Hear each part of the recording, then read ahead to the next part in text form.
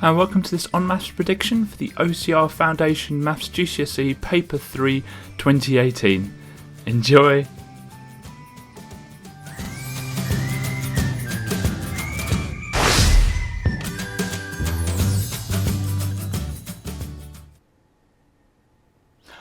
Hiya, okay, so I hope Paper 1 and 2 went alright. We've now removed the Paper 1 and 2 topics to get you a Paper 3 prediction.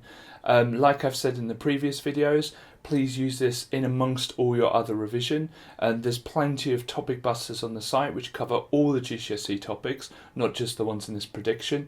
The downside of a prediction is it can only be the amount of marks in the paper. There are plenty of topics that could come up that still haven't, and also the exam boards are notorious in repeating some of the previous topics. So use this as a starting point, or use this as a bit of a revision break, a revision check, but please also do the standard revision as you would normally, and see this just as a revision tool. Like always, you can do this online at onmaths.com. Also, if the servers get busy, which they normally do probably the day before the exam, then please use our backup site, which will be in the description.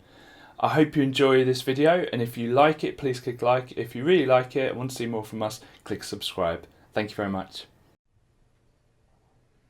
So in this question we're asked what name this polygon has. Now, polygon is just a shape that has an amount of sides, poly meaning many. So we've got to count the sides first. So we've got 1, 2, 3, 4, 5, 6, 7. And a 7-sided shape is called a heptagon. Now, many students know that it's a septagon. Heptagon is a better answer. Don't ask me why. Next, it says how many sides does a hexagon have. Now, I always got pentagon and hexagon mixed up until someone told me that the x in hexagon is the x in 6. So from then on, I know that a pentagon has 5 sides and a hexagon has 6. So a hexagon has 6 sides. It's really important that you know all the names of the shapes up until a 10-sided shape. To do this question, the best thing to do is just put lines down the page, and then we can compare these numbers easier.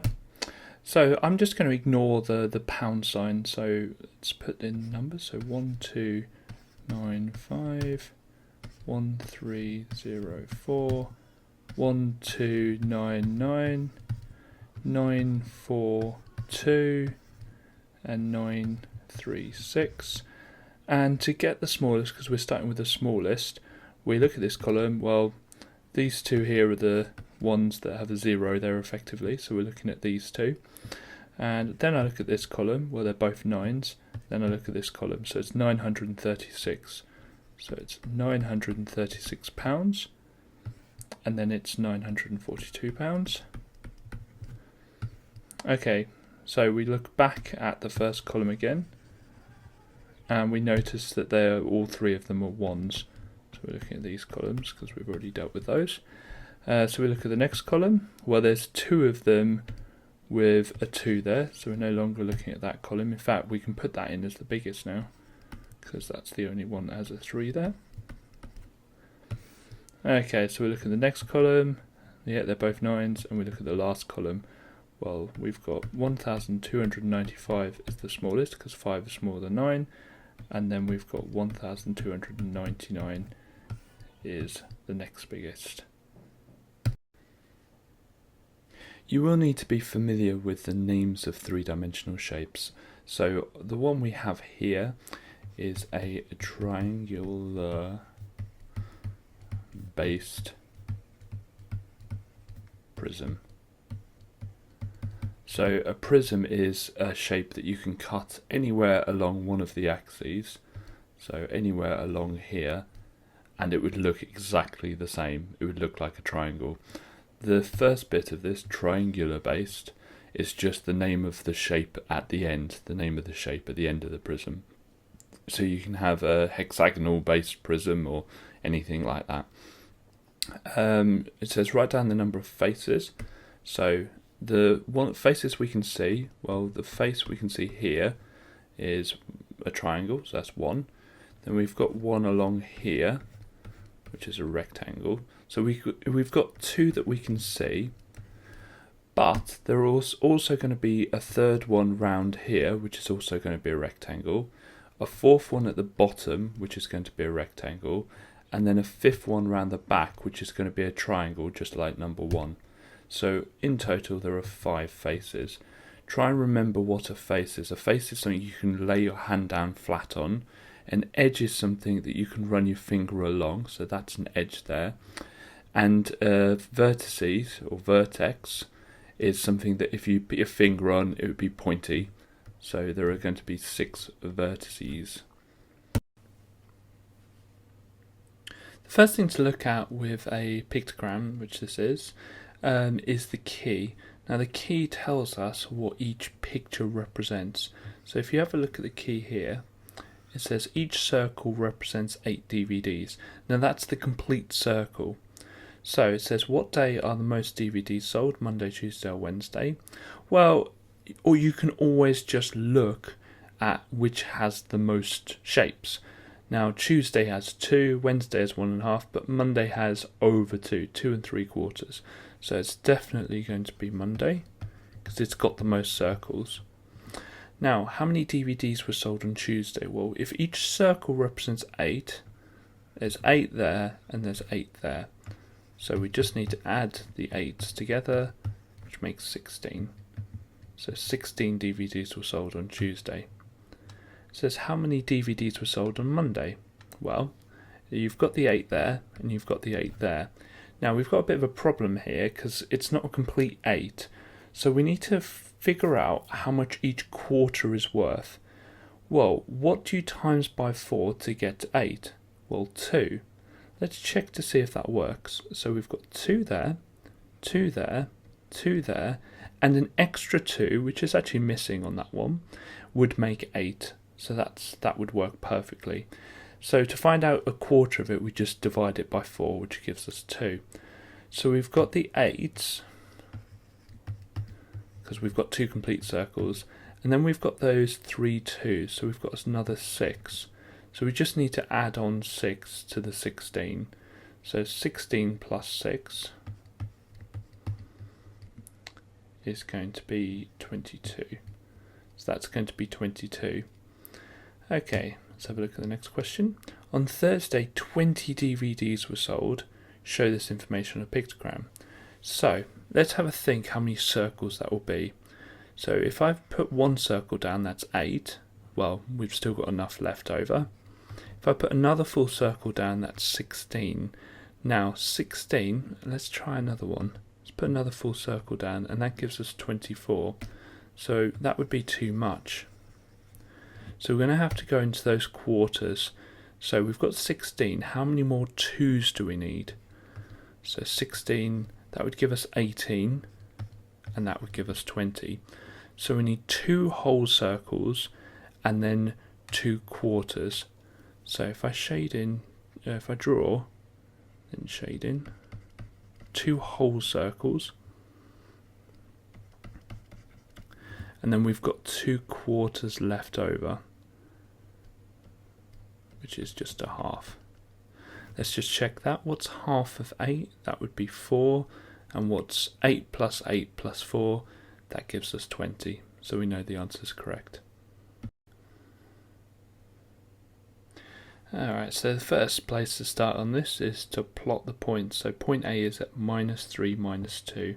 So along the corridor and up the stairs, well, we're going across -3 on the x-axis, which is this one here. And then we're going to go down 2 on the y-axis. So it's this one here. A really common mistake is to muddle them up. So as long as you remember you're going across and then up or down, obviously if it's negative you go down, then you should be fine. Now it says point A, so I probably should label that as A. And point B is 0, 3. It means we're not going left or right at all. We're just going to stay at 0, but we could go up 3. So it's going to be there. And point C is at 3 -2. So along 3, down 2. Which could be that one there. So that's point C. And it says plot and join these coordinates. So I'm just going to get my ruler and plot and join them. Well, we've plotted them, so we're just going to join them. And there we go, makes a nice little shape there. Now question B says what type of triangle is ABC? So looking at it, it looks like this length here and this length here are exactly the same length. So when we've got a triangle with two sides the same length, it's an isosceles triangle.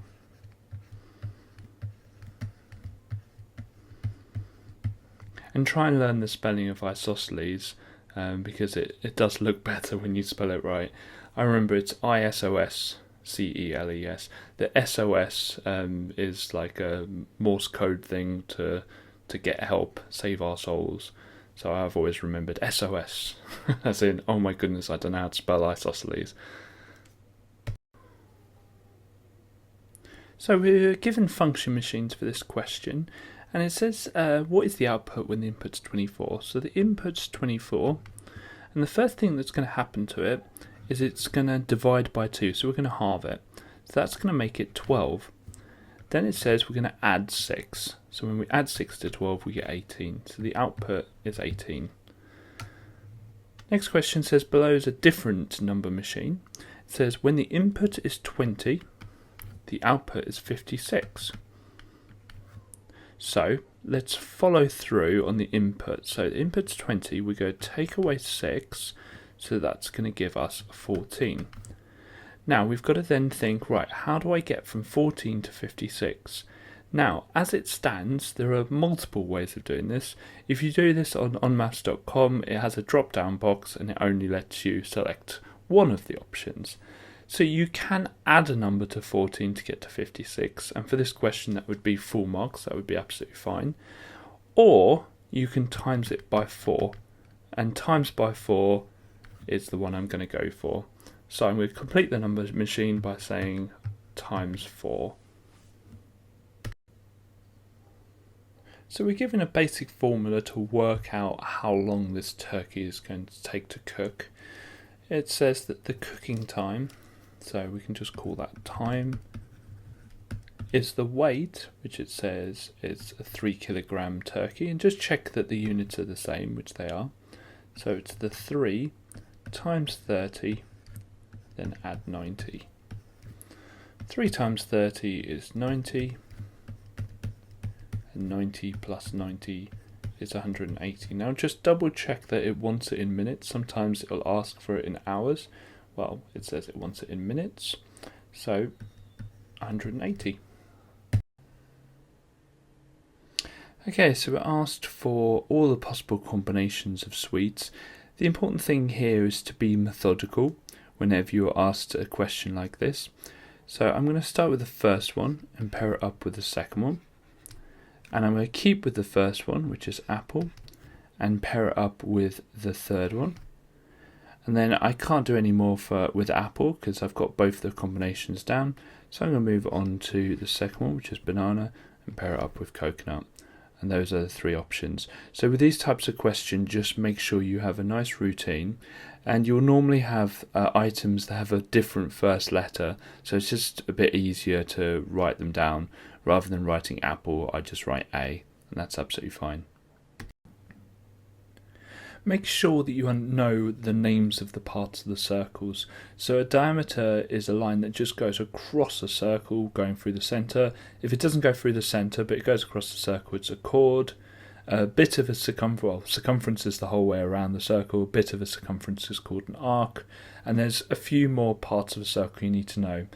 Now, on this question, there's a line which touches the circle just at one point, and it's a straight line. The name for that is tangent.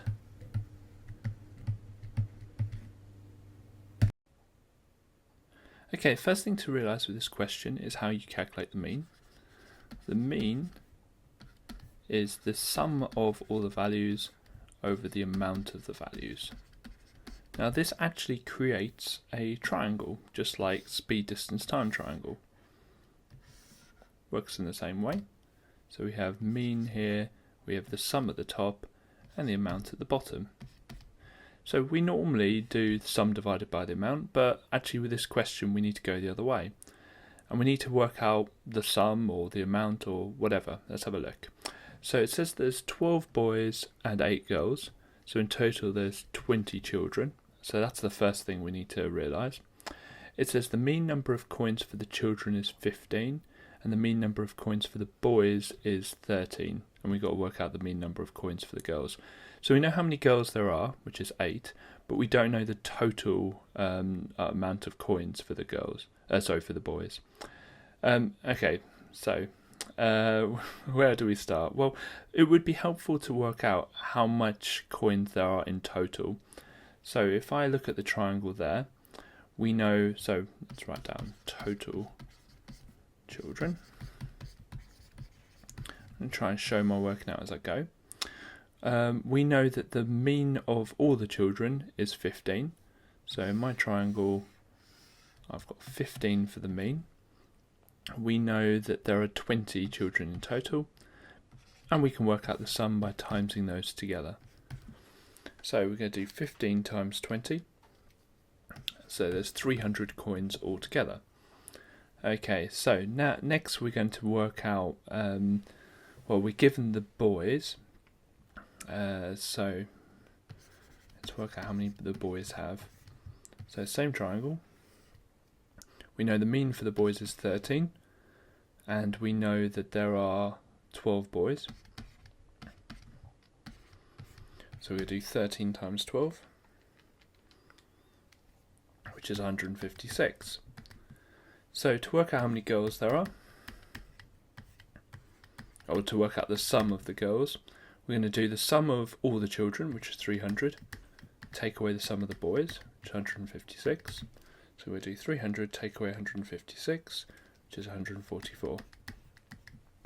So we know what the girls add up to, because if the boys add up to 156 and the total children adds up to 300, then the girls must add up to 144. But we're asked for the mean for the girls.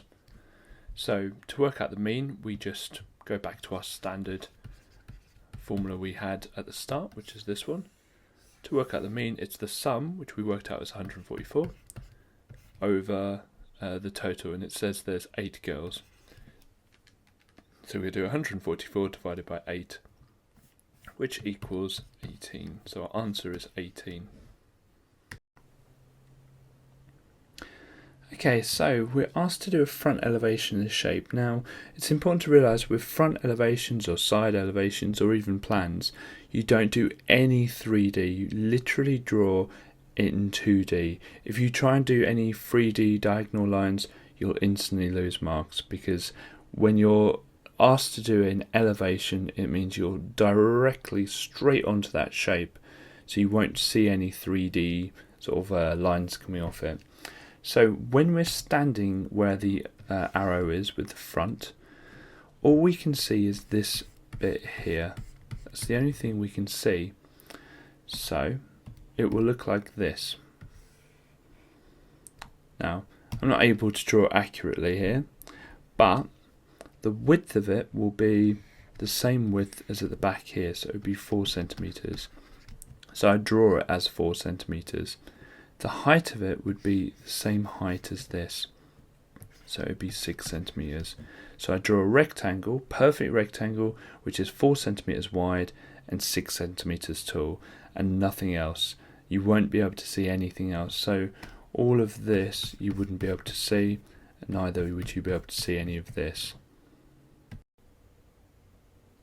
This question is just asking you to work out 13% of 2,680, then work out 8% of 3,114, and then write down which is the biggest, okay, which person gave the most.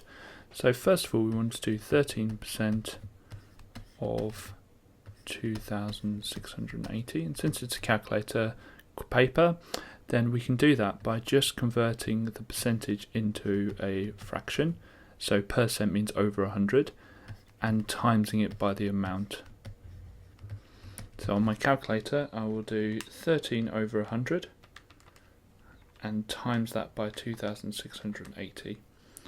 And it might give you a fraction, just press the S to D button, and that gives me 348.4. And in money, that's 40, because obviously we do 2 decimal places for money. And I haven't shown the examiner who that is, so I'm just going to show the examiner that that's James we're working out. So we want to pull next. So we want 8% of 3,114. So we're going to do 8 over 100 times 3114. So fraction button, 8 over 100, or you could do 8 divided by 100, gives you the same answer, 3114. And that's going to be £249.12. So obviously James gave the most because that's the biggest number. So my answer will be James. And it says who gives the most to charity and by how much. So we need to work out by how much. So 348.40, take away 249.12. So 348.4, take away 249.12, and that gets me 99.28. So it's £99.28. With two-way tables, we've got to use the totals to work out the missing numbers. So a nice place to start is this box here. If we have a look, we've got a total of 46 people with brown eyes. 23 of them are female. So all we need to do is 46 and take away the 23, and that leaves 23 left over. Now let's have a look at a nice easy one. Right, green eyes, that's a nice easy one there. We've got 48 in total, and 27 females with green eyes. So we want to do 48, take away 27, and that leaves us with 21. Now if we have a look at this one, we have 23 females 23 males with brown eyes, 18 males with blue eyes, and 21 males with green eyes. And we assume that there weren't any others because they're not in the table. So we add those together and that gives us 62 in total. And let's have a look at this one maybe. So we've got 62 females altogether, and we've got 27 of them have green eyes and 23 of them have brown eyes. So we take the 23 and the 27 away from 62, and that leaves us with 12. And we can just check that. We can do 23 plus 12 plus 27, and it equals 62. So we know that's right. With that one sorted, we can get this one. And if there's 18 males with blue eyes and 12 females with blue eyes, that means there's going to be 30 altogether. Now this total is either the total of these ones or the total of these ones, and they should give you the same number. Don't add the blue and the green ones together, so it's only one of them. So 46 plus 30 plus 48 is 124.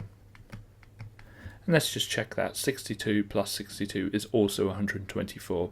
So don't ever write down 248 because that's not correct. So in total there are 124 people whose eye colour were checked. Question A seems like a really complicated question, but it really isn't. If you think about what you know about a rectangle, you know that opposite sides of a rectangle are equal. So if you just write down x plus 1 is the same as 12 and then solve it. So what we're going to do is we're going to take away 1 both sides. Then x equals 11. So we know that x is 11. Let's check that out. It says here x minus 1. Well, what is 11 take away 1? Well, it's 10. And that is the same as that. So we know that x equals 11. And that's it. Question B. Have a think about what you know. You know that all angles in a triangle add up to 180. So we know that if we add y, 2y, and 3y together, it's going to equal 180 degrees. So again, let's just get our lines down so that we can solve it. So 1y plus 2y plus 3y, well that gives us 6y in total. And then what we need to do is get rid of that times 6 there. by dividing 6 both sides. So y equals 180 divided by 6. Well, I know 18 divided by 6 is 3, so I know that's going to be 30.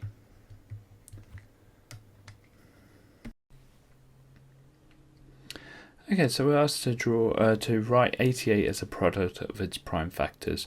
So the first thing to do is write 88, and then we have two shoots coming from it. Now I need to find out which two numbers times together to make 88. Now a little tip, if you've got an even number, always pick 2. So 2 times 44. And whenever we get to a prime number, we always circle it, because that's finished. So 44, we can get another 2 out of that, we'll divide another 2 out of that, so 2 and 22, 2 and 11. Now 11 is also a prime number, and when you're left with just prime numbers, then you write your answer out like this.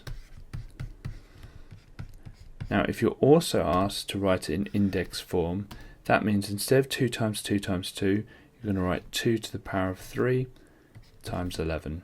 Now don't work that out, because that will give you 88, so 2 cubed times 11 is 88. Okay, so this question mixing algebra and areas and perimeters, and quite a standard question on the exam, quite a standard difficult question on the exam, but the method of working out is always the same. What you need to do is find out what the perimeter for this triangle is in algebra, find out what it is as a number, and just get those equal to each other. This will make sense as we go on. So the perimeter is the distance around the shape, so if you pick a point, I'm going to pick here, and just walk around the shape, and so it's going to be x minus 1 there, and keep walking, and I'm going to add it on to 4x plus 1, and keep walking, and we're going to add a 4x, and perimeter is just all the sides added. Now as a number, it says that it is 144, and there we go. We've got ourselves an equation to be able to solve and find out what x is. I probably need longer lines than that. So we're going to collect the like terms on the left hand side. So we've got x plus a 4x plus a 4x, which will be 9x. Then we've got a minus 1 plus 1, that's nothing, and there's nothing left. So it's just 9x equals 144. Okay, now to get rid of the 9, we need to divide by 9, because that's a times 9 on the x. So we're going to do 144 divided by 9, which is 16. So x equals 16. Okay, so we find out what x is, which is a good start, but it doesn't answer the question yet, because we need to use that information to find out what the area of the triangle is. Well, this bottom one here says 4x, so we're going to do 4 times 16, which is 64. So we know the length of that is 64. This one here says x minus 1, so we're going to do 16 minus 1, which is 15. Now to work out the area, we're going to do half times base times height. We've worked out that the base is 64 and the height is 15. So we're going to do 0.5 times 64 times 15, and it gives me the answer of 480, which is my answer. Now it says it's in centimeters, it says the perimeter is in centimeters, and it says work out what value of A is. Now the value of A is the number before the units, so I don't have to put units on this, but you don't lose a mark if you put units on it as well, which would be centimeters squared. Whenever answering questions involving ratios, always just double check that you read the question, because here it might look like the total is £35, but if you read the question it says Adele and Bert received £35. Now to do this question we've got to first of all work out how much Adele and Bert are getting in the ratio, how many parts. So Adele gets 3 parts and Bert gets 2 parts. So A and B parts equals 3 for Adele and 2 for Bert. So that's 5 parts in total that they get. Now it says they received £35, so we need to work out what one part is worth. So to find out what one part is worth, we do the £35 that theirs is worth, and we divide it by 5 because they have 5 parts in that ratio. 35 divided by 5 is 7. So one part is worth £7. Now Chris has 6 parts, so Chris, we're doing now, he has 6 parts. So we do 6 times the £7 that each of his parts are worth, so it's going to be £42. And it's really easy to make mistakes with ratios questions by not reading the question, so just make sure you double check that you understand what the question's asking.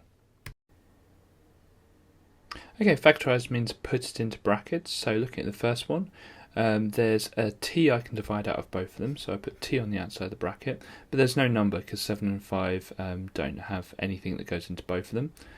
So I think, what do I times t by to get to 7t squared? Well, it's going to be 7t. And what do I times t by to get to 5t? Well, it's just going to be 5. You can check your answer by expanding the bracket to check it makes 7t squared plus 5t, which it does. Next one, w is only in the first term, so I can't divide out the w, but there's a number I can divide out of both of those. Now, I could pick 2, but actually 4 is a better number because it says factorise fully, which means I need to take out or divide out the 4 rather than just the 2. So 4 on the outside. What do I times 4 by to get to 12w? Well, 3w. And what do I times 4 by to get to minus 8?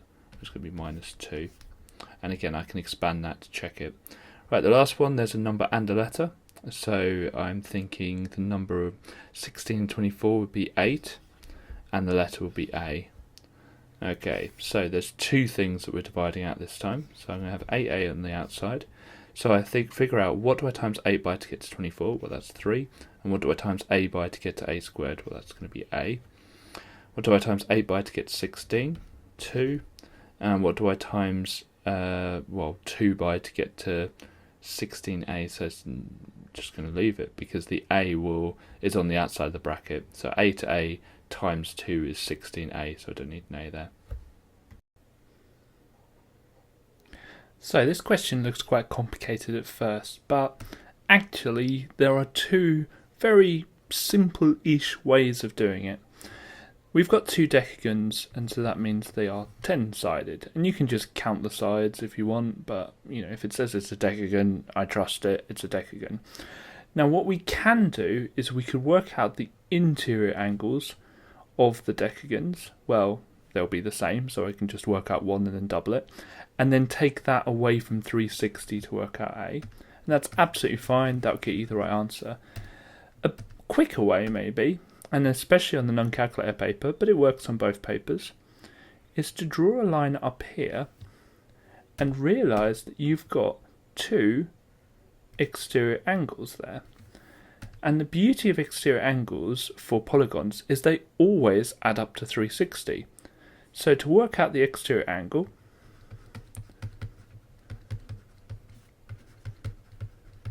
always write down what you're working out. All you need to do is 360 divided by the number of sides the regular polygon has, and they have to be regular, otherwise you can't just divide them because we're assuming they're the same. So that's 36. So if that one's 36 degrees there, and that one's 36 degrees there, then all you need to do is 36 times 2. Well, 6 times 2 is 12, 30 times 2 is 6, so that's going to be 72. So let's show the examiner that. 36 times 2 equals 72 degrees. In this question we're asked to draw the line y equals 2x plus 3. Now there's no x squared or x cubed, so I know it's going to be a straight line graph. Now there's multiple ways of doing this. I'm going to do it using a table, and then I'm going to show you a few other tricks of doing it much quicker or checking that you've got it right. The first number I'm going to start with is 0, and this, what I'm circling now, is going to be a coordinate to plot on our graph. So the top number, the 0, is the x, so this is when x equals 0.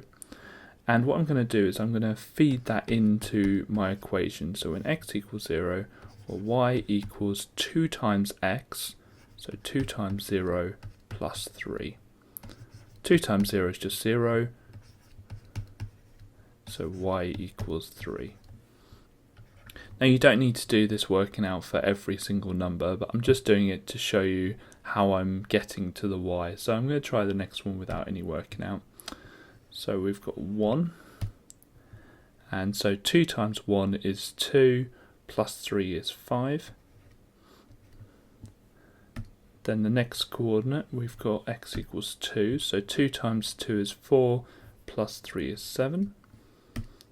And the next one, we've got 3, so 2 times 3 is 6, plus 3 is 9.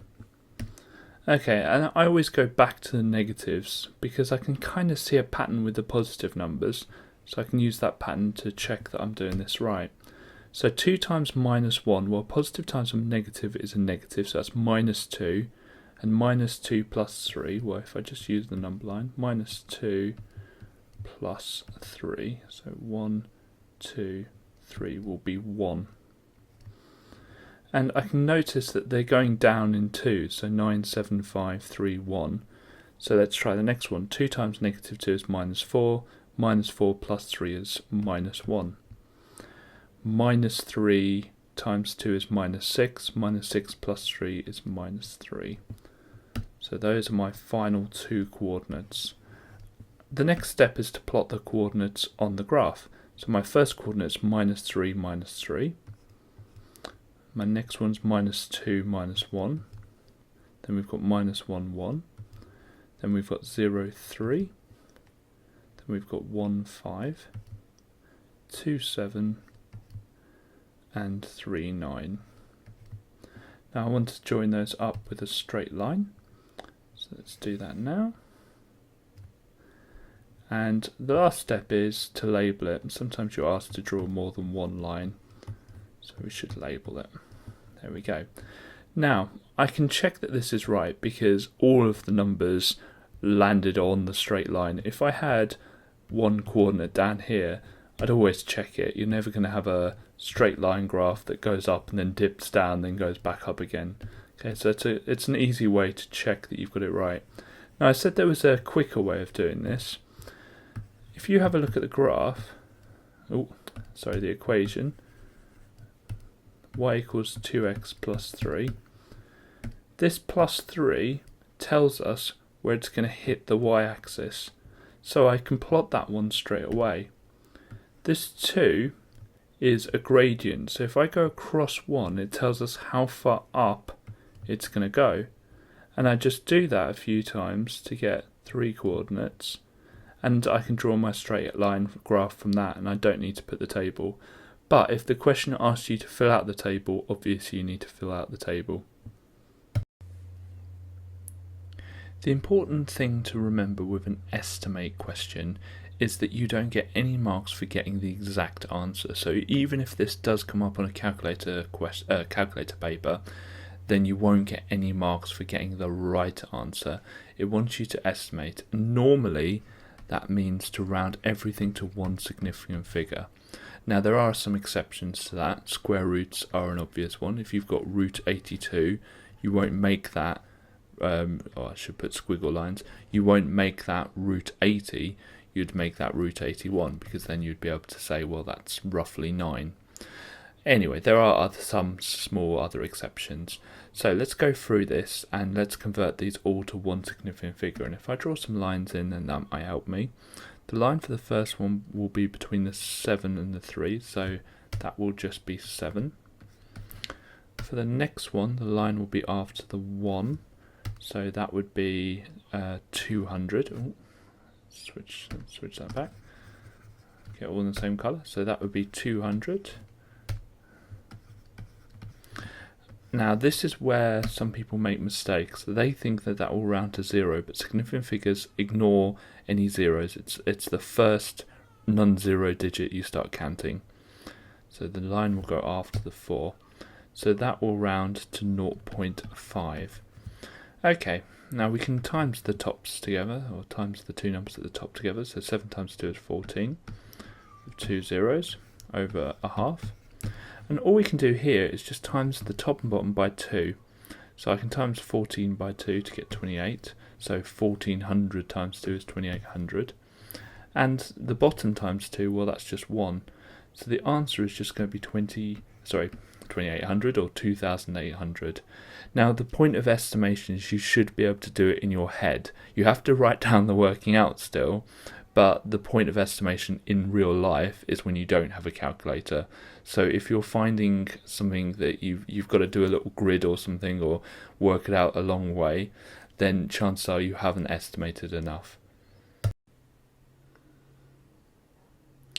Alright, so we're asked to draw a frequency polygon, and the only error you're going to make with this type of question is figuring out what a frequency polygon is. Now, a frequency polygon is where you put little crosses at the points, and the points lie at the group's midpoint. So we've got our first group 0 to 10, so the midpoint would be 5. Next one is 10 to 20, so that's going to be 15. Then 25, then 35, then 45. So the first one's going to be at 5, and it's going to be 6 high. It's going to be like that. Next one's 15, 22. So 22 would be about there. 25, 59, so 59 would be right up here. 25, 35, 15, a little bit lower than that, but that's fine.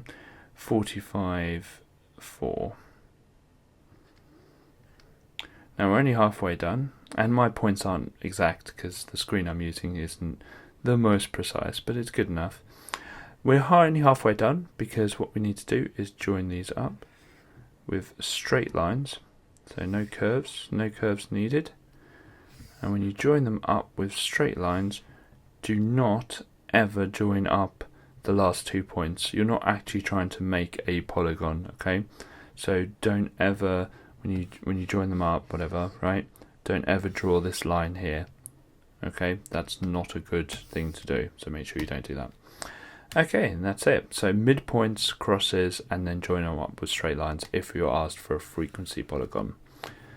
Alright, so it says that the town council is saying that over a quarter of the stores get over 30 customers.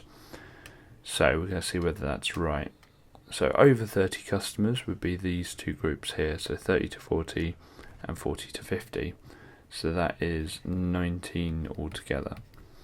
So that's 19 out of, and let's add all the rest up, so 6 plus 22 plus 59 plus 15 plus 4, out of 106. It didn't say it in the question. So it's 19 out of 106, which as a decimal, 19 over 106 be 0.179 to 3 decimal places. So what I would say in the exam is no, because that is 17% or 17.9%. So it's less than 25%. And just write a sentence saying that yes, it's close, but it's not quite at 25%, because even rounding up to the nearest percentage, it's 18%, which is 7% lower than 25%. So just make sure you write all of the numbers in an answer that answers the question. So you'll need a calculator for this question. The different calculators do things slightly different, but by far the most common calculator, and if you haven't got one, I would recommend them, are the Casio calculators. Mine has a shiny solar panel on the top, but you don't need that. The average battery life lasts way longer than you'll ever need the calculator. So the first button I would press, and there's different ways of doing this question, is the button to get the fraction, which on the Casios looks like this. And that will make a fraction appear on your calculator. Now, some of the older ones, the fraction looks a bit weird. It involves like a symbol like this. And actually on the new ones it can, but you need to change the settings if it does that. It should open up, it should look something like this, like a box and then another box, and there should be a cursor blinking in this box. Okay, so we want to fill in this top box first since it's already flashing. So 76.8 plus 81.9. Okay, and so to shift downwards on the Casio calculators, there's a sort of cursor, like a cursor stick, a direction button thing. It's the big blue button beneath the screen on most of the calculators, and you just push the down to go to the denominator of the fraction. And then we need to fill in this bit here, so 0.19, and then to get the squared button, it's on like that. So you just press that, and it looks exactly as it does in the question on the screen, so you know you've got it right. So you press the equals, and my one comes up with 4396.121884. Now, it might be tempting to try and round that, but it says it wants all the figures, so just put them all in.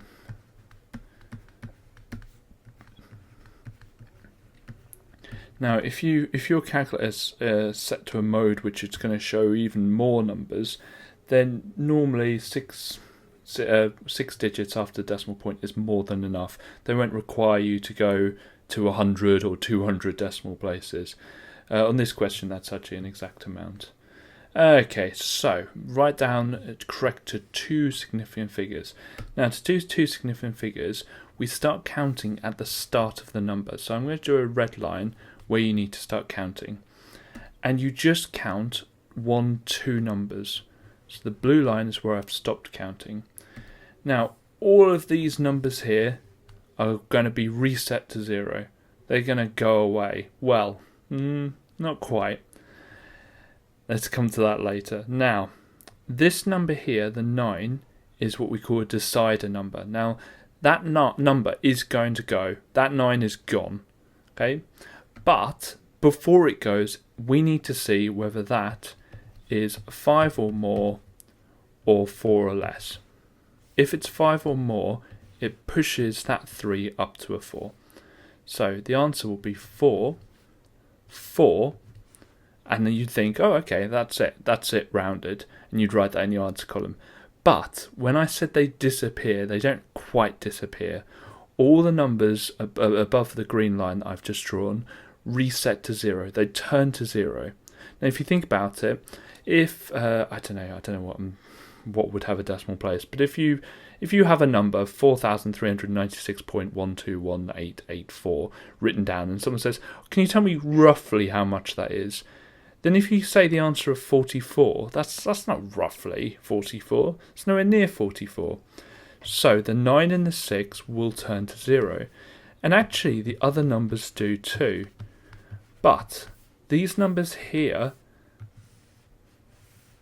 are not changing the number at all. These 2 zeros here will make that 4,400 instead of just 44. The other numbers after decimal point, we might as well get rid of them. So the answer is 4,400. Okay, because we don't need to show these numbers. Now, the reason students make this mistake is they're so used to decimal places. Now, decimal places, you always remove them because they're always after the decimal point. But with significant figures, they need to turn to zeros. This is quite an unusual question because it's asking us to find the mean from a bar line graph.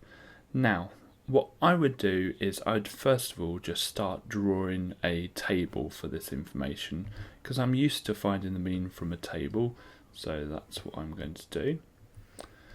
And so we've got pets, we've got the frequency, and we'll worry about the last column in a second. So 0 pets, the frequency is 6, 1 pet, the frequency is 10, 2 pets, the frequency is 6, 3 pets, the frequency is 6, and 4 pets, the frequency is 1. Now, to find the mean, you add an fx column, and I always call this, whatever is here, x, and I always call the frequency f, so it's the fx column, and you just times them together.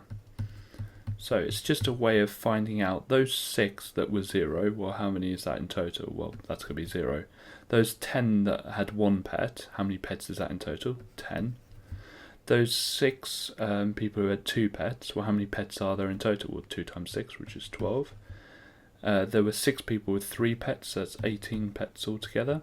And there was 1 person with 4 pets, so that's 4 altogether. Then what you want to do is you want to add up the fx column, and we do that with a little e symbol, just means sum of. So I'm going to do that on the calculator now. So 0 plus 10 plus 12 plus 18 plus 4, which is 44. You also want to add up the frequency column, so sum of frequency. So it sometimes tells you in the question how many there are, so just double check that. So I'm going to add those together, so that's 29. Now the mean is all of the stuff added together over how many there are. So you kind of want to swap these over. Okay, so it's 44 over, which means divide, 29. So 44 divided by 29. And it comes up with a fraction on the calculator, so just press S to D. And that equals 1.5172 blah blah blah. It asks for 2 decimal places, so to 2 decimal places that is 1.52, because that 7 moves that 1 up. The triangle we need to remember for this question is density equals mass over volume. Now you could have kind of worked it out with the question, because it says grams, which is mass, per centimeters cubed, which is volume. So per means over, so it would be mass over volume. So we need to work out the mass. Well, at the moment we have the density, so we've got that, but we haven't got the volume. So the first thing I need to do is work out the volume of the prism. So to work out the volume of any prism, it's the cross-section area times the length. And some people call the length something else, but the length is basically how 3D the prism is. So the length is this one here, and the cross-sectional area is the area of this triangle here. So it's the area of the triangle. We've got the base, which is 4, and the height, which is 9. So it's half times base times height, and then we're going to times it by the length, which is 10. So what have we got? The base, which is 4, so it's half times 4 times the height, which is 9, times 10.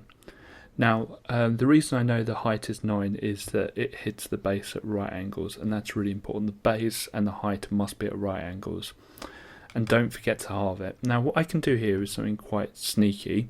What I can do is I do half times the 4 to get 2, and that saves me timesing some big numbers together just to halve it. So 2 times 9, which is 18, times 10, which is going to be 180, or you can just type it into the calculator if it's on the calculator paper. Okay, so that is in centimeters cubed, because every unit is in centimeters, and make sure you check that. So the volume is 180, so to work out the mass, if I cover up the mass in the diagram, so I cover that up, it says to work out the mass I do density times volume. So it gives me the density in the question, which is 5.5, and I'm going to times that by 180. So if I have a calculator, I can just type that in. Otherwise I could do 5 times 180, well I can do 10 times 180, which is 1800, then halve it, which is going to be 900, and then half times 180, which is 90. So that's 990. So the answer is 990 grams. Okay, so this question's about exchange rates, and this part here is quite important. If I just rewrite that to make it a bit bigger, this is basically saying that to get from pounds to dollars, we just need to times by 1.42. And you can get that by just dividing the right hand side by the left hand side. Now 1.42 divided by 1 is just 1.42. So the problem with this question though is that it wants the answer in pounds, so we'll need to convert both of these things into pounds. So we're actually going the other way. When we go the other way, instead of times, we just divide. So we're dividing both sides, or we're dividing dollars by 1.42 to get to pounds. So we've got $3,000, and we want to convert it into pounds. So we're going to divide it by 1.42, and I'm just going to type that into my calculator. So 3,000 divided by 1.42, and it's to the nearest pound 2112.6, and we'll round to 8. Obviously to 2 decimal places, because money is always to 2 decimal places. So it says also that that the laptop costs £2,500 in the UK, and how much cheaper is the laptop in the USA than the UK. So what we need to do now is we need to do £2,500, which is the price of the laptop in the UK. We're going to take away the £2,112.68.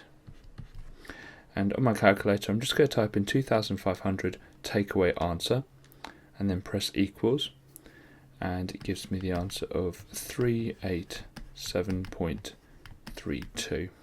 So it's £387.32 cheaper. Okay, so in this question we're given recipes for 12 biscuits, and that's going to be important. But we're also told that Fred wants to make 18 biscuits, complete the new list of ingredients, like the amounts of the ingredients. So I've got to somehow get from 12 to 18 by just timesing or dividing. So I can't really think of a way to get from 12 to 18 easily without a calculator directly. So what I'm going to do is I'm going to go to 6 first. I'm going to divide the 12 by 2, so halve it, and then I'm going to times the 6 by 3. And that will get me to 18. Now, some of you might think, well, why can't we just add 6? Proportion doesn't work with adding or subtracting. You've got to times or divide to keep everything into proportion. So what I'm going to do with each of these ingredients is I'm going to halve them to find out what the amounts for 6 biscuits are. And then I'm going to times them by 3 to find out the amounts for 18. So half the 84 would be 42. Half the 60 would be 30, half the 24 would be 12, half the 2 would be 1. And now, because we've got 12 biscuits here, and we've halved them to make 6, a different way of doing this is just adding them together. 12 plus 6 is 18. So instead of timesing the 42 by 3, I could just add it to the 84. So I could just do 84 plus 42, which would be 126. Again, 60 plus the 30, which is 90, 24 plus the 12, which is 36, and 2 plus the 1, which is 3. So the answers are 126, 90, 36, and 3. Okay, second part of the question says that we've got enough of every other ingredient, but only 1 kilogram of flour. Now, first thing to note here is that 1 kilogram is 1,000 grams, so that's really important to know for this. And we need 84 grams of and I'm going to do my working up here, but normally in your exam make sure you do it underneath the question. So we know that 84 grams gives us enough for 12 biscuits. So I want to work out how much 1 biscuit would be. So I'm going to divide both of those by 12, so that I can work out exactly how many biscuits I can make. So it's 84 and then divide it by 12, which you can do any method you want. The answer will be 7 grams. So 1 biscuit's going to be 7 grams. And now we've got 1,000 grams. So what we want to do now is we want to work out how many 7s there are in 1,000. So we need to do 1,000 divided by 7. And this isn't the only way of doing this. Now, to do 1,000 divided by 7, what you could do is just keep going through the 7 times table. You might start off with 7 times 100, which is 700, and keep going there. Or you might use the bus stop method. And there's loads of different ways of doing this question. So I'm going to use the bus stop method. 7s into 1 don't go, so that 1 carries on. 7s into 10 go once, and then we carry the 3. 7s into 30, well, 5 times 7 is 35, and 4 times 7 is 28, so it's going to be 4 with 2 carried on. 7s into 20, well, 7 times 3 is 21, 7 times 2 is 14, so it's going to be 2. Now, we could carry on and push on the 6 remaining, but actually it just shows us that we've got 142 whole biscuits and then some biscuits left over at the end. So we're only interested in how many biscuits he can actually make, which would be 142, but he might have like some flour left over, but it wouldn't make a biscuit. So the answer is 142.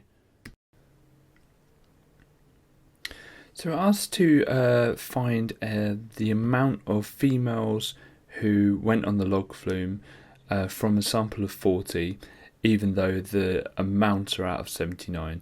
Now this is called stratified sampling, and it means that we've got a sample, which means a part of the population. Our population is 79, and we're just not going to ask everyone because that would take too long or cost too much depending on the circumstance. So we're only going to ask 40, but we want to make sure that we ask the people in the same proportions of male and female and the same proportions of who went on what ride. So we're looking at this one, which is the 11, because it says female who went on the log flume, and 11 people did. Now it's 11 people out of the 79, but we want a sample of 40. We're not looking to ask all 79, so we're not looking to ask all 11 of those people. So our sample as a fraction of the whole is 40 over 79. That's the fraction that we want of each of the 6 groups of people. The male who went on Big Dipper, the male who went on the log flume, etc., and the females who went on those rides.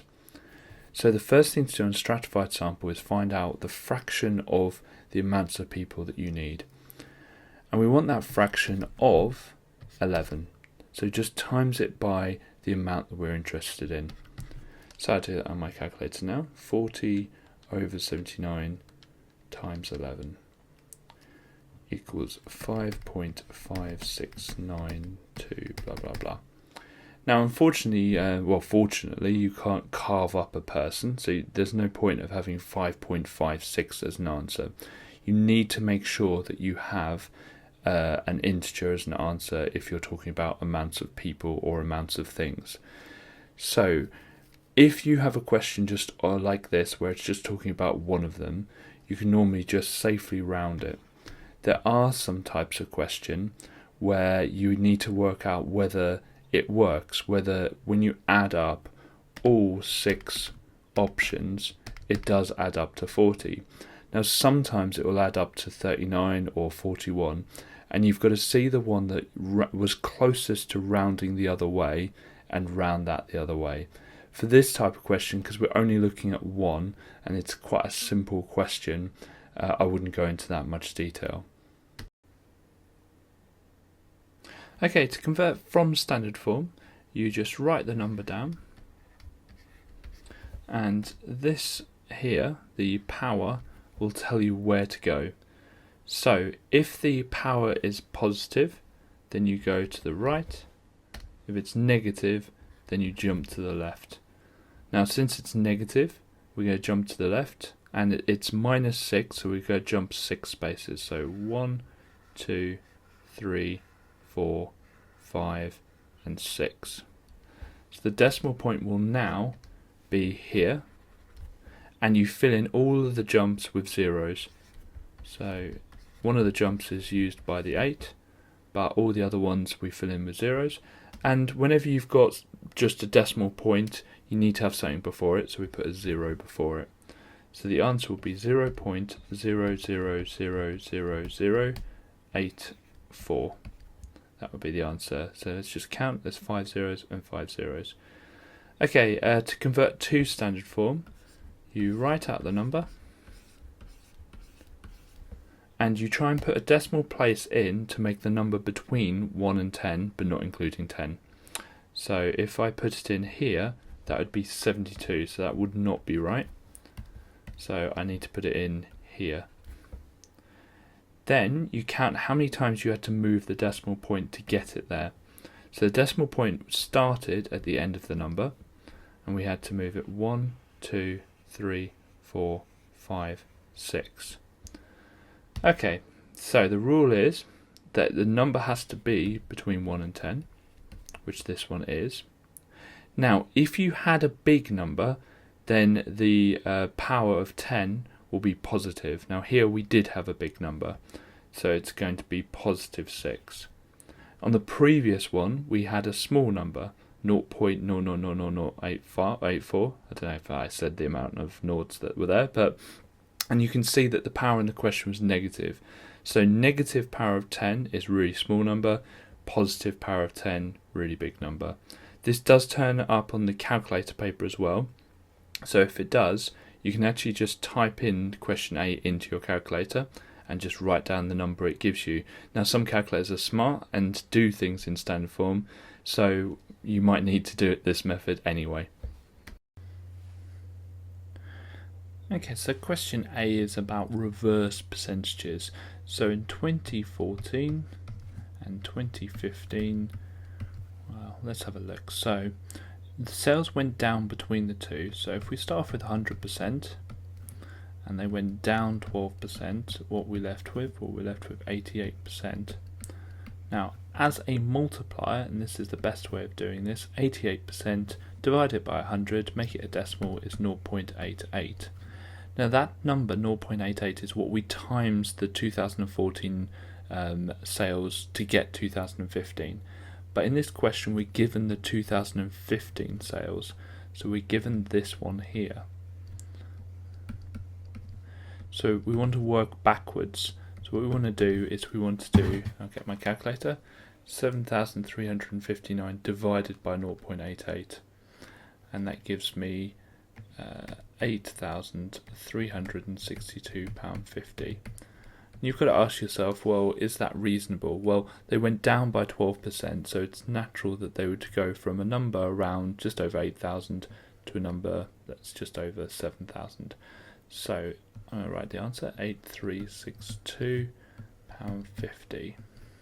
Okay, the next question says that the sales went up in 2016, or they have a target to get their sales up in 2016. What's the percentage increase? Now, percentage increase or percentage decrease, it's the same formula, is change over original times 100. So the change, well, that's going to be 12272, take away the 2015 sales, so that's that one there, 7359. So they're looking for it to change by 4,913. The original was at 7,359, and we need to times by 100. So I'm going to divide that by 7,359, times it by 100. And that gives me 66.7617, blah, blah, blah. So that's to the nearest percent, so that's going to be 67%. Okay, I'm just going to write this out to make it a bit bigger. Now we're asked to make A the subject, which means we want A equals. So I'm going to put my lines down. Now the first thing I need to do is get rid of that square root, because if you look, the right hand side is all trapped in that square root. So what I'm going to do is square both sides. So we've got t squared equals, and when I square the square root, it just gets rid of the square root. Okay, next I need to get rid of that 3, so I'm going to take away 3 from both sides. So we've got t squared minus 3 equals 10a. Then I'm going to get rid of that 10. Now that's a times 10 there, so I need to divide both sides by 10. Now I could divide the t squared by 10 and the 3 by 10, or I can just write it as a fraction, which is a lot easier. So just put the whole thing over 10. So therefore a equals t squared minus 3 over 10. Now it's really important that if the letters are capitals, we keep them as capitals. If they're lowercase, we keep them as lowercase. It does matter what case the letters are, so if it's uppercase or lowercase. In this question we're asked to compare two banks, and normally when I'm asked to compare something I just put a line down the middle of the working out, and I put one of them on the left hand side and one of them on the right hand side, and as long as it's identifiable which one is on the left and which one's on the right, you don't need to necessarily put the whole name down, but you can do. So I'm going to start with a super bank. It says we have 2.3% for the first year and 1.8% for all other years, and we're doing this for 2 years at £300. So first of all I want to work out what the multiplier is. Since this is the calculator paper, we use the multiplier method. So we start off with 100% always, and compound interest means we're gaining money, so we're going to go up by 2.3%, so that means we'll have 102.3%. So as a multiplier, what we do is we just divide that percentage by 100 to get it as a decimal into what we call a multiplier, 1.023. So if I times 300 by that, that will tell me what we have after year 1. So let's do that and calculate 300 times 1.023. And you might need to press S to D. And that is £306.90. Okay, so that's year 1, and we might as well just write year 1 somewhere. Okay, so year 2, we've got that £306.90, and we need to work out the multiplier for 1.8. So I could go through the same method as before, but actually when you start using multipliers you realise how to just go straight there. So it's going to be 1.018, but you could do 100 plus 1.8 is 101.8 and then divide that by 100. And what's that going to be? So that equals came out a bit wrong. So what's that going to be? So 306 and times 1.018, and that says it's £312, and I'm going to round this 42. I'm going to round it to the nearest penny. Okay, so that is Superbank. That's how much we'd get. Now the Great Bank's a bit easier because it's just going to stay at 2.2.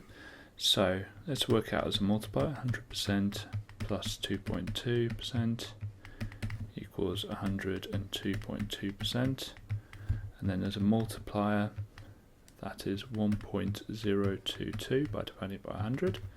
So we're going to times that £300 by 1.022. So 300 times 1.022, and I get £306.60. Then I'm going to times that again by 1.022.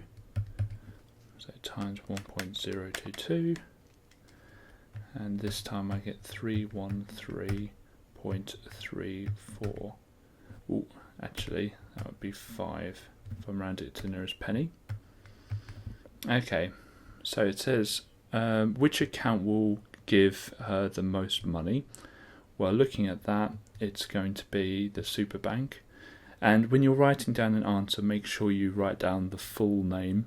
Oh, it's not going to be the Superbank, it's going to be the Great Bank. Look at that. So Great Bank Inc. And then it says by how much. So I'm going to get that by how much. Let's show the examiner what I'm doing. So I'm going to do 313.35, take away 312.42. So 313.35, take away 312.42.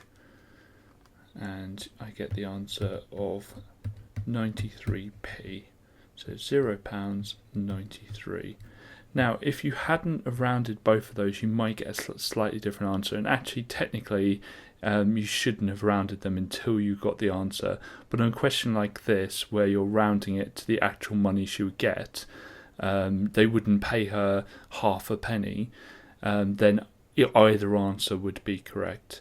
And in this bit here, you could have done all of this just as one bit. You could have just written 300 times 1.022 times 1.022 or times 1.022 squared. That would be absolutely fine because you'll get the same answer. Okay, so for this question we need to work out the length of the arc, which is around here, and then we need to work out what this and this are. So we're going to do arc first. I'm going to show the examiner that I'm doing the arc first. Now the distance of the arc is the total circumference of the circle times by the fraction of the circle we've got. So you want to work out what the fraction is of the circle and times it by the circumference of the circle. So to work out the fraction of the circle we've got, well, we've got 146 degrees. And there are 360 degrees in total in a circle. The formula for the circumference of the total circle is pi d, or 2 pi r. Well, here we've got a radius because it's halfway across the circle. If you imagine the whole circle looks something like that, then the 37 is the radius. So we need to first of all double the radius to get the diameter, and so we're going to do pi times 74, which is twice 37. Okay, so we type that all into our calculator, so I press the fraction button, 146 over 360 times pi times 74. And it gives me in terms of pi. I don't need it in terms of pi, I just need it as a decimal. So 94.2826, blah blah blah. Now that's for the arc length, but we also want to know what this distance here is. Well, we've already got that one. And what this distance here is. Well, they are both radiuses, or radii we call it. So that's also going to be 37 meters. So to work out the perimeter, I'm just going to get that 94.2826 blah blah blah, and I'm going to keep it in my calculator. And I'm going to add 37 and add another lot of 37. So add 37, add 37, and that gives me 168.2826 blah blah blah. Once it's two decimal places, so line goes down here and we've got 168.28. Now just be careful that you add on the extra bit. When it asks you for a perimeter, just make sure you've gone the total distance around the shape. Put a dot and just draw with your finger around the shape to make sure you've got all the distances. Okay, so this question, it looks like a standard bearings question, but something you might notice is there's no angles in it. So if there's no angles in it, we need something else, and that something else is going to involve the right angled triangle here. So we can see there's a right angled triangle here, and we know that when we've got right angled triangle, we've got two sides, we can find an angle with trigonometry. I'm going to call this angle x. Now to find x we need trigonometry, and to do trigonometry we need to label the sides.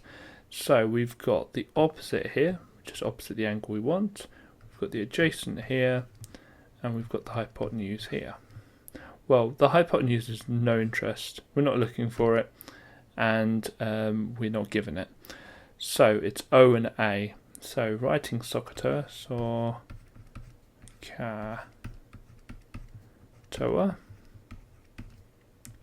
Well, we're not interested in the H, so it's not going to be SO, and it's not going to be Ka. So it's going to be TOA. So TOA stands for tan x equals opposite over adjacent. And the opposite is 47. And the adjacent is 72. Now we want to work out what x is, so to do that we want to inverse tan both sides.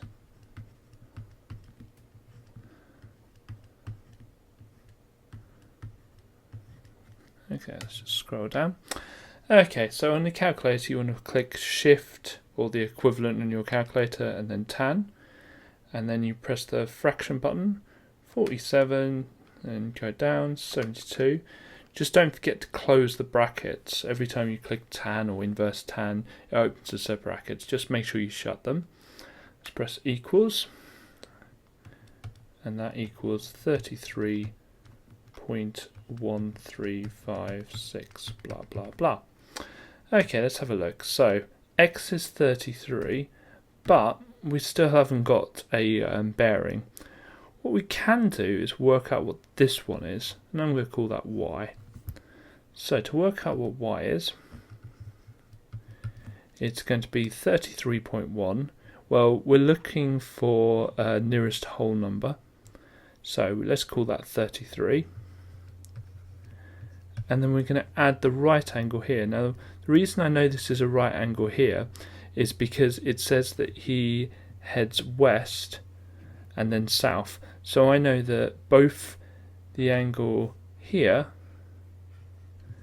and the angle here are going to be right angles, because the angle between all four, north, east, south and west, all four directions are going to be right angles. So I'm going to add 90, and you can do this in the calculator or you can do it in your head. I'm going to do it on the calculator. 123. Okay, now bearings, something that we've got to remember, are always from north going clockwise. So it's always going to be like that. It's going to be that angle there. So to do that, we're going to do 360. We're going to take away the 123 because that's what we don't want. So on the calculator, 360, take away 123, and that's 237. So the answer is 237 degrees. Okay, I hope you enjoyed that video. Like I said, you can do the questions online. On the online paper, all the numbers constantly change, so you're not just remembering answers, you're remembering techniques. We also have the new Revisionator online, which is a really, really good tool to just do random questions. We also have mock exams, demon questions for the harder questions on the GCSE course, mini mocks, and there's all sorts of other things on the website. We also have the remaining topics on our website, which you can just go through all the exam questions we have for the remaining topics. If you like this video, please click like, and if you want to see more from us, click subscribe. Thank you very much.